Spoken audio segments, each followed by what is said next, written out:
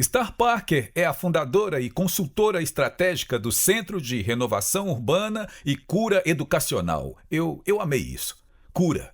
Um instituto de políticas públicas com sede em Washington, D.C., que combate a pobreza, restaura a dignidade por meio de mensagens de fé, liberdade e responsabilidade pessoal. Após dar consultoria sobre a reforma do bem-estar federal em meados de 90... 90? Então você tinha 8 anos quando estava fazendo isso?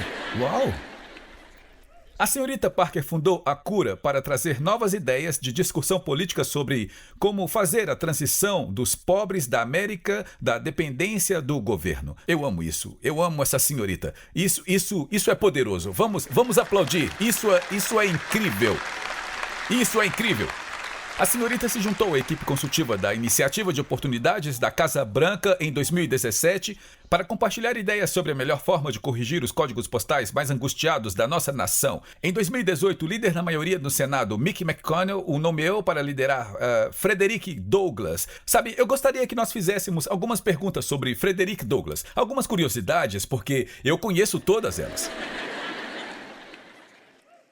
Esse rapaz foi uma das pessoas mais brilhantes em 2020, o presidente Donald Trump a nomeou para servir o Comitê da Comissão de Direitos Civis do Estado da Califórnia. A senhorita Parker é bacharel em Marketing e Negócios Internacionais pela Woodbury University. Ela recebeu vários prêmios e elogios por seu trabalho em políticas públicas, incluindo o Prêmio Ronald Reagan Foot Soldier no ano de 2016, o Prêmio Groundswell Impact de 2017, o Prêmio Queen Esther de 2018, em ambos, a rádio e televisão.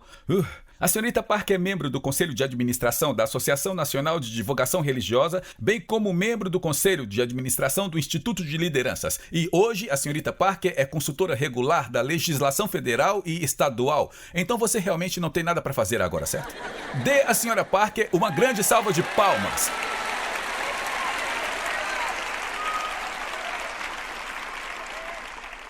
Agora, nos pediram para perguntar algumas coisas para que possamos colocar na televisão. E, é claro, há dezenas de milhares de pessoas nos assistindo pela internet agora. E me pediram para perguntar sobre a sua opinião sobre o que está acontecendo com Israel e sobre como é importante que nós apoiemos Israel. E eu gostaria de ter pensado nisto antes, mas uma das fotos mais famosas de todos os tempos é de quando o Dr. King estava marchando pela ponte, onde era mesmo? É a Ponte Pettis, saindo de Selma para ir para a capital em Montgomery. E ele estava atravessando a ponte com o Rabino Russell. Eles eram grandes amigos. Ele e o Rabino eram grandes amigos. E eu quero que você ouça algo sobre o Dr. King. O Dr. King era, para mim, um dos maiores heróis da história, não apenas no nosso país, mas do mundo. Ele era muito ousado. É por isso que meu primeiro best-seller que eu publiquei, eu dei o título de Enfim Livres, em homenagem a ele. Mas ouça o que o Dr. King disse na Assembleia Médica de 1968. O Dr. King disse que, eu cito, a paz para Israel significa segurança e devemos estar com todas as nossas forças para proteger o direito de Israel de existir em seus territórios e em sua integridade. Eu vejo Israel, disse o Dr. King, eu nunca me canso de dizer isso várias e várias vezes, como um dos maiores postos avançados da democracia do mundo. A paz para Israel significa segurança, e essa segurança deve se tornar uma realidade. Quão importante é isso de que todos nós falemos e defendamos a nação de Israel? Eu penso que uma das coisas mais importantes que podemos fazer hoje, além de acabar com o aborto, pensar em aborto é um crime contra a humanidade. Não deveríamos fazer isso. Mas sobre a questão de Israel, os escolhidos, a terra escolhida de Deus, nós sabemos que, através da história, eles sempre foram atacados. E os judeus são programados para a responsabilidade pessoal. Eles sabem disso desde o início das Escrituras. Eles a leem várias vezes. E se você se lembrar no início, no próprio Gênesis, na primeira oportunidade que o novo homem e a nova mulher tiveram de obedecer a Deus ou não, eles não apenas erraram, mas o medo se instalou. E eu acho que quando olhamos para o que está acontecendo no Oriente Médio, os inimigos dos judeus sempre foram movidos pelo medo. O medo te deixa muito, muito zangado e a raiva te faz odiar e o ódio te faz destruir. E por isso é importante que nós apoiemos nossos irmãos, não apenas porque a Escritura nos diz para fazer isso, mas o problema que temos com toda essa vitimologia é que toda essa narrativa alimenta não somente o medo, mas também insistem em que os problemas são culpa de outra pessoa e que você não consegue lidar com isso sozinho. Isso é contrário ao que Deus nos deu como pessoas, para vivermos livres. Maravilhoso. Vamos aplaudir, estou ansioso para te ouvir. Queremos Obrigada, te ouvir. pastor. Bem, na verdade, muito obrigada. É sobre isso que eu quero falar com vocês nesta manhã. É interessante ouvir a minha própria biografia. Me dá arrepios toda vez que eu ouço isso, porque quem teria pensado que, depois de ouvir todas as mentiras que eu ouvi na minha juventude, que eu cresceria e teria uma biografia assim, e um contínuo dessa biografia. Na verdade, eu estava dizendo ao pastor, ele me disse, essa é sua única mala? Eu disse, sim, eu viajo com muito pouco, porque eu tenho que estar em movimento o tempo todo. E de fato, da primeira vez que eu recebi um comunicado do Marriott, dizendo, parabéns, você se hospedou em nossos hotéis Marriott 300 noites neste ano. Então, temos todos esses benefícios extras de viagem para você. Eu pensei, Senhor, algo está realmente errado com essa situação. Porque eu recebi outro e-mail do Hilton de que eu fiquei no hotel por 30 noites. Então, quando foi que eu estive em casa? Mas é uma jornada. E é uma jornada com propósito, porque, como seu pastor disse, é uma história incrível do que Deus fará. E voltando à sua pergunta sobre o que Deus fará, quando o homem pecou pela primeira vez contra Deus, ele o desobedeceu.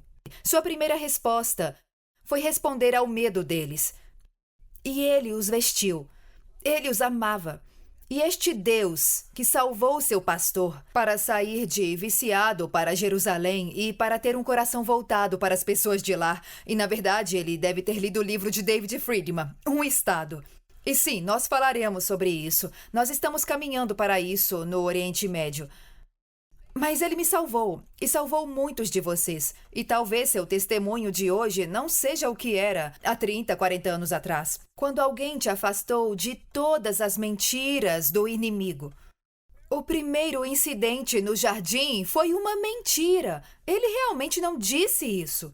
E as mentiras vêm permeando nossa sociedade e indivíduos o tempo todo. E estas mentiras são sutis. Sabe de uma coisa? Deus não fez você com um propósito. Não, você é uma vítima das suas circunstâncias.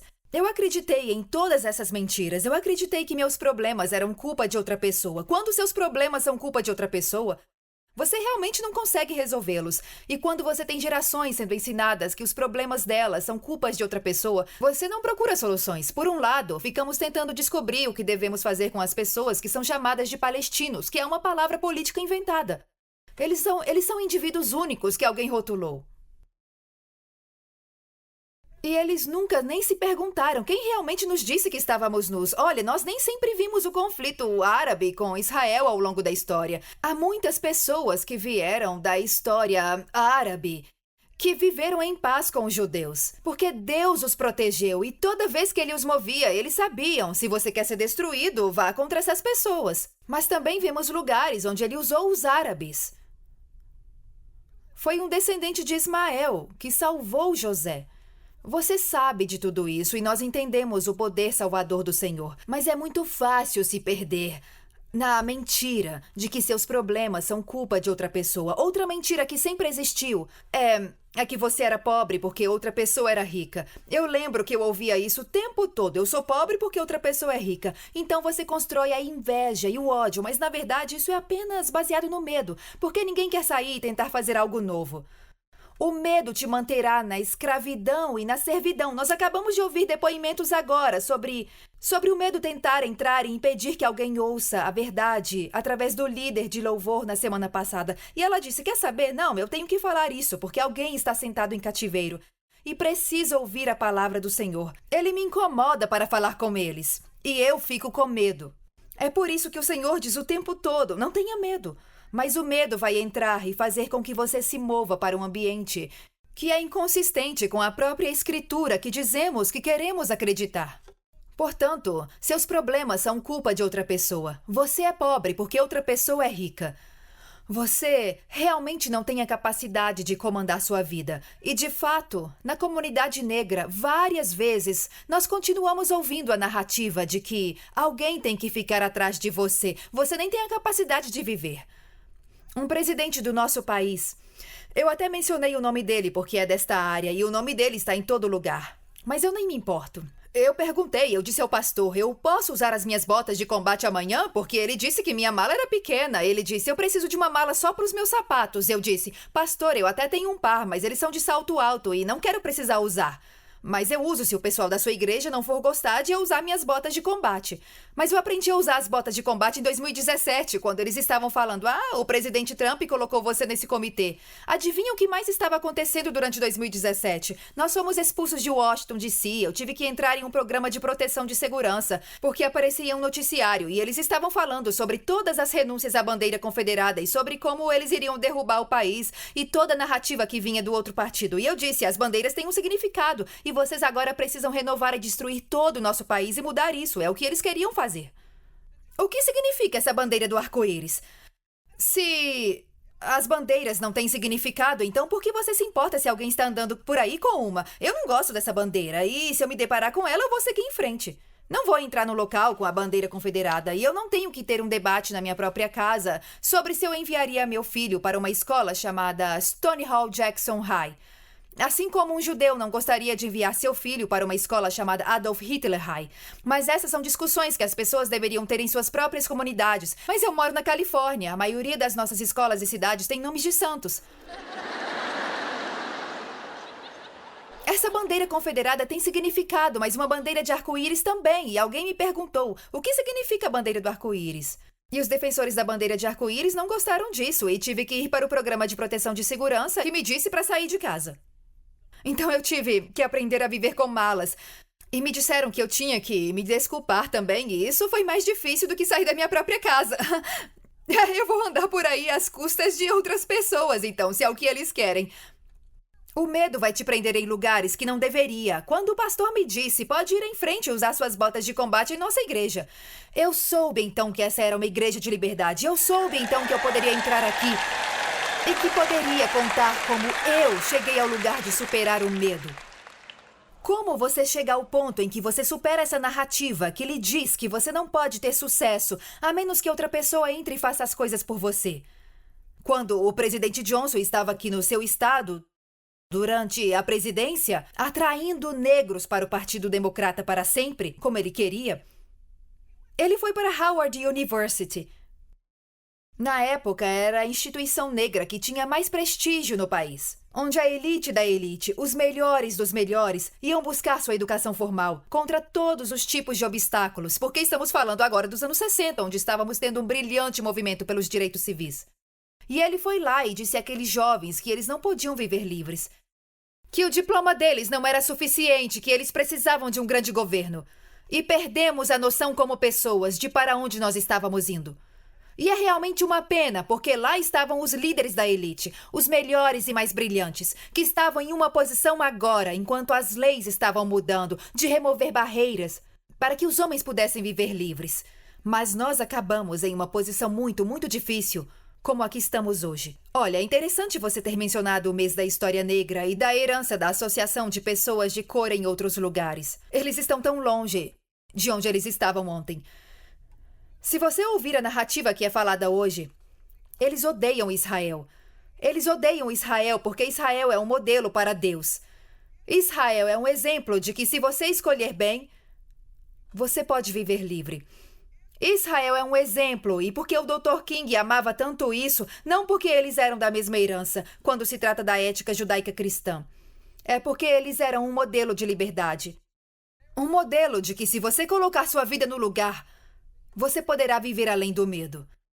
Não, foi uma grande perda para mim ouvir as mentiras que eram faladas, me envolvendo muito cedo na minha vida com atividade criminosa, com drogas, atividade sexual, entrando e saindo de clínicas de aborto. Não foi até depois da 4ª vez que eu entrei em uma dessas chamadas clínicas seguras legalizadas que eu tive um instinto bem lá no fundo de que devia haver algo de errado em matar sua prole. O medo vai te prender tanto que você vai ficar com tanta raiva que você vai crescer para odiar, que você vai matar seu próprio filho. Isso é o que estamos fazendo. O medo te levará ao ponto em que você terá um candidato presidencial para o país mais abençoado da história do mundo, se preparando para entrar em seu aniversário de quase 250 anos. Ter esse líder em particular lhe dizendo que se você não voltar em mim, você não poderá matar o que Deus chama de herança dele. Nem todo mundo pode engravidar. O fato de que Deus coloca uma bênção milagrosa em qualquer útero é ótimo. Mas o medo entrará e dirá, mas você não pode ser uma mãe. O medo entrará e dirá não apenas que você não pode ser mãe, mas que você também mal consegue sobreviver. Veja o que aconteceu conosco como sociedade. Porque temos medo do incerto, do desconhecido. E eu estive naquele lugar. E me perguntaram, como você? E eu respondia, porque Deus finalmente me salvou. E Ele me salvou de mim mesma. É milagroso. E a fé é a substância das coisas que você espera. E no fundo, se você está esperando que Deus te abençoe e você move sua vida para o padrão dele, Ele fará isso. Como você supera o medo? Bem, a primeira coisa é estar no propósito. Você tem que viver para Cristo. A primeira coisa a fazer é ser um exemplo. Seja uma testemunha. Agora, como você testemunha com sua vida? Você testemunha com sua vida ao se alinhar com as coisas que Deus disse. Sim, depois daquele quarto aborto, eu soube lá no fundo, eu não posso mais fazer isso. Mas eu não mudei nenhum dos meus comportamentos. Eu fiquei grávida novamente em um período muito curto e estava até orgulhosa de mim mesma para poder reduzir a 2 quem era o pai. Uma vida imprudente é o que acontece quando você se afasta de Deus. Se você quer um propósito, você pode seguir a estrada do propósito com o Senhor pacificamente ou dolorosamente. Mas Ele te levará ao seu propósito. Eu acho que o que as pessoas mais temem é que elas vão morrer. Mas adivinhe, você vai mesmo. Você só não sabe quando ou como. O medo prende as pessoas ao ponto que elas se matam porque elas não sabem quando ou como. Portanto, nós temos que superar o medo. Temos que aprender os princípios para superar o medo, porque estamos nos movendo para águas desconhecidas, de onde saímos do curso como país. Quando você olha para aquela bifurcação na estrada durante os anos 60, depois que eles nasceram de novo, leia a posse de Lincoln. Em sua primeira posse, o que ele disse era muito parecido com Mitch McConnell. Em sua segunda posse, ele pareceu falar como Ted Cruz. Ele começou a entender os princípios de que você não pode falar pessoalmente contra algo e depois ficar em silêncio no meio disso. 70 milhões de bebês mortos depois. Deus se levantou. Por quanto tempo você vai julgar injustamente? Ele começa a nos perguntar. E mostrar parcialidade para com os ímpios. Então, vamos voltar ao curso. Mas esse câncer tem uma metástase. Então vai ser um pouco mais difícil. Você tem uma guerreira nesse momento.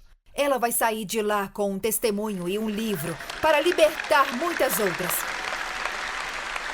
Porque quando você caminha, é interessante que a escritura que fala sobre eu quero conhecê-lo e o poder da sua ressurreição é compartilhada. E conhecemos e oramos essa escritura. O próximo versículo fala de entrar na luta, de sofrimento. E observe essa parte do sofrimento. Pouco se atém a isso. A passar pelas questões realmente difíceis. Mas muitos evitam fazer isso. Alguém me apresentou ao Senhor e foi engraçado como me apresentaram a Ele. Eu tinha entrado em um local de negócios no centro-sul de Los Angeles para pegar Um pouco de dinheiro emprestado. Você sabe que o tio Sam é cruel com os pobres. Eu não sei como eles nos convenceram a fazer isso. Nós éramos pessoas de fé. Mas você sabe que o Maccabee diz em seu livro... na verdade, ele se chama Narcisista Produtivo. E não, o Trump não escreveu o livro. Foi outro que escreveu. Foi Steve Jobs que fez isso. Mas ele disse que as características de um grande movimento, se você não for cuidadoso, podem se transformar em um negócio. E esse negócio pode então se transformar em uma raquete. E nesse ponto que estamos hoje, é por isso que nós estamos com toda essa segmentação, individualismo, ações isoladas e todo o resto, incluindo o mês da História Negra. Nós somos uma nação debaixo de Deus. E temos que parar de nos colocar em situações onde continuamos nos dividindo. E Deus faz isso por você. Eu entrei naquele lugar para conseguir algum dinheiro emprestado, porque o tio Sam, olha, as regras do governo para o bem-estar eram: não trabalhe, não economize, não se case. E nós meio que vamos te manter escravo dessa plantação de pobreza. E esse era o plano de Johnson quando ele se tornou presidente. E funcionou. Ai, meu Deus, eu fiquei lá recebendo poucas migalhas e não sabia de muita coisa, exceto que eu gostava de moda. Você tá falando sobre essa moda, sabe? Eu tava mostrando para as moças a minha bota de combate e foi isso que ela disse. Eu adorei essas botas de combate. Eu disse, sim, eu ia à Itália todos os anos por causa da minha fé e da minha moda. Eu vou lá para estudar os santos mortos, eu vou estudar suas vidas e ver que tipo de testemunha eles eram. Ou podemos tentar criticar os católicos, mas quando você olha para o Vaticano e olha para todas aquelas estátuas, elas mostram os discípulos e como eles morreram. Olha, quando eu comecei a ir, pastor, foi depois que eu fui para Israel. Quando eu fui para Israel e segui os traços dele, eu disse, para onde eles foram? Eles foram para Roma, para tentar consertar as coisas. Então eu fui a Roma. E eles têm muitos designers que não temos em nosso país também, senhoras. E eu decidi, vamos fazer duas coisas enquanto estivermos aqui. Eles não são nossas testemunhas. Eles testemunharam suas vidas, nós temos que testemunhar as nossas. E se você olhar para o Nataniel, que Deus chamou de puro, quando ele o conheceu, ele disse, sim, sabe, você é puro. Sabe como ele morreu? Eles arrancaram toda a pele dele. Quando você vê aquelas estátuas lá, ele está segurando a própria pele. E eles mostram isso porque nesse ponto da história, a mensagem da cruz era para os pobres. Eles não sabiam ler. É por isso que esta nação é tão excepcional. A esquerda, o pagão, esse espírito de medo não quer nem que nós digamos o que nós temos. Nós somos excepcionais porque somos a exceção à regra. Antes, na América, você nascia pobre e você morria pobre. Somente neste país, alguém de qualquer origem, de qualquer etnia, pode nascer de novo e começar de novo. Agora eu entrei naquele local de trabalho para conseguir um pouco de dinheiro para descontar meu cheque da ação social. O assistente social perguntou, alguém te deu dinheiro? Não. Alguém morreu? Não. Alguém fez 18 anos? Não. Você voltou para a escola? Não. Você trabalhou? Não. Tá, toma aqui. Vai morar no gueto que construímos para você.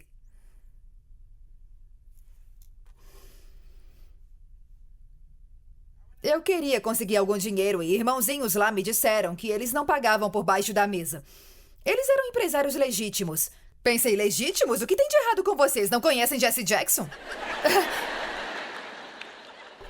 Esse país é racista. Você não pode se divulgar assim. Não vem com esse papo pra cima de mim. Fala sério. Eu só quero festejar o dia todo e festejar a noite toda. E eles disseram, nós não pagamos assim, somos empresários legítimos. Por que eu não posso trabalhar aqui? Porque nós não pagamos as pessoas por baixo da mesa. E não apenas não pagamos as pessoas por debaixo da mesa para contornar a lei. Como também não pagamos pessoas como você. Não, hein? Eu pensei, o quê? Eu deveria processar eles. E por que seria errado eu trabalhar aqui? Seu estilo de vida. Você sabe quantos processos judiciais nós já tivemos? Porque testemunhas cristãs disseram, você não pode trabalhar aqui com esse estilo de vida. E então eles os levam ao tribunal. Nossos abrigos para sem-teto estão no tribunal. Porque nós não estamos colocando homens fingindo que são mulheres no dormitório feminino. Você quer saber o que aconteceu nessa última eleição? Deus nos deu um pequeno ramo de misericórdia. Porque Ele é um Deus misericordioso. Quando Adão e Eva pecaram, Ele colocou roupas neles e teve que matar para isso. Aqueles irmãos salvaram minha vida. Enquanto eu estava lá falando, o que você quer dizer com não poder me contratar? O que tem de errado comigo? Seu estilo de vida. Meu estilo de vida? É inaceitável. Inaceitável para quem? Eles disseram para Deus. E eu saí de lá. Eu não conhecia a Deus. Eu não sabia que Deus se escrevia com letra maiúscula. Há muitos dados por aí que... Agora falando que a igreja morreu. A igreja não está morrendo, a igreja está ganhando vida. Mas há muitas pessoas que não acreditam no testemunho da igreja. E querem que elas fechem suas portas. 100 milhões de americanos ainda vão à igreja no domingo de manhã. E aquela pequena mentira de que estamos na era mais segregada do país é exatamente isso, uma mentira. Amanhã de domingo é a hora mais integrada do mundo. E pessoas de todas as etnias diferentes, de todas as origens diferentes, vêm a um lugar ao mesmo tempo para adorar seu Deus à sua maneira. Nós acreditamos nas mentiras, porque temos medo. Quando eles disseram aquilo sobre meu estilo de vida, eu saí de lá. Porque eu estava com medo. Eu fui desnudada. Eles me disseram que seu estilo de vida era inaceitável para um Deus que eu não conhecia, um Deus que eu nem sabia que se importava comigo. Um Deus que eu nem sabia que existia. Cuidava de mim. Aquele irmão continuou me ligando e queria que eu fosse à igreja deles. Eu tinha preenchido um formuláriozinho quando eu fui lá. E ele continuou me ligando ano após ano. Se eu conhecesse um advogado de direitos civis, eu tinha processado por assédio religioso. E eu teria vencido. Eu teria vencido ontem. Eu ganharia amanhã, porque eles estão demitindo todos os advogados. Eu tenho que parar. Eu preciso das minhas botas de combate. Eu tô falando. Talvez eu tenha que levantar e sair correndo. Mas eu acabei desistindo. Eu não conhecia nenhum advogado na época. Eu conheço muitos advogados agora. Eu escrevi sobre isso no meu livro, Pirralhos de Gravata nas Ações Sociais. É minha autobiografia. Eu deixei muitos detalhes de fora por causa do Estatuto das Limitações.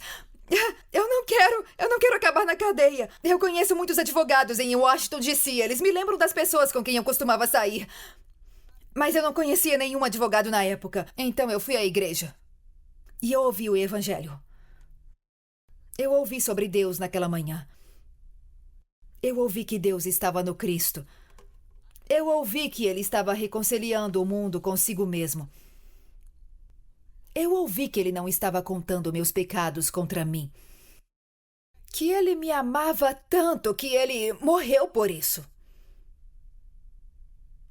Isso é uma boa notícia. Isso é uma boa notícia. O medo se alimenta de más notícias. O medo alimenta a raiva. O medo alimenta o ódio.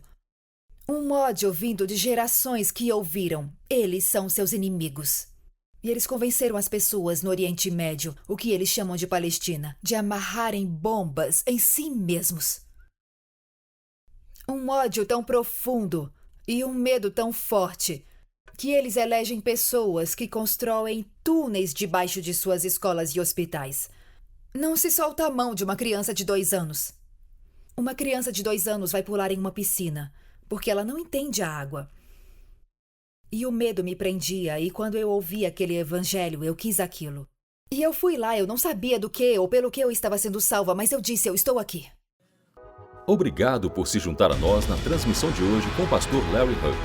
O pastor Larry trouxe muitas revelações de mudança de vida para o corpo de Cristo, incluindo ensinamentos sobre quebra de maldições familiares e os 7 lugares em que Jesus derramou seu sangue. Mas talvez a revelação mais extraordinária seja seu ensinamento sobre a restauração das raízes judaicas do cristianismo e a permanência com Israel. Convidamos você a conhecer mais sobre o nosso ministério visitando nosso site em larryhugbrasil.com e nosso canal no Larry Hug Brasil no YouTube. Oferecemos muitos recursos gratuitos em português que irão enriquecer sua caminhada com o Senhor e prepará-lo para viver uma vida vitoriosa e próspera. Você também pode contribuir com o nosso ministério em larryhugbrasil.com. Sua oferta, seja grande ou pequena, abençoará Israel.